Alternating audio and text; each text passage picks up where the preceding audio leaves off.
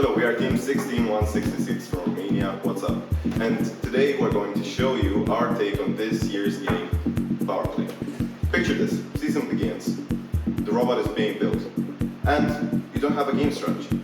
But you don't even know the rules. And I know you're not gonna admit this, but nobody in this community actually knows the rules. But what if I told you a solution where you can play without having a robot? So here's the thing. We're going to present you Power Play, Think Like a Robot.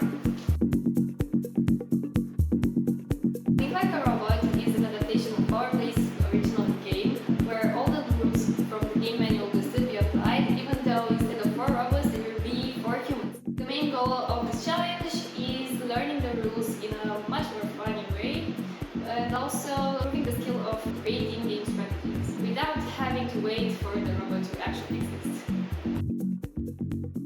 Now I'm going to tell you about the rules. So as in the usual game, your team is split into 2 alliances, red and blue, and each alliance will have 3 members. And there's a human player and 2 robots on each side. Before the actual game, the robots must have a tag with their alliance's color and robot written on it, so you know which one is a robot. And you always have to wear protection glasses. And the typical game format will be kept, so there's autonomous, teleoperated, and the end game. At the start of the game, the robots must be in their normal starting position for a robot, crouched down and touching the wall.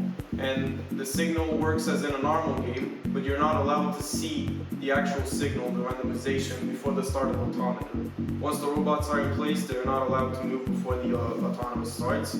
And the players must be on their knees at all times. You have to always have one knee in contact with the tiles on the floor.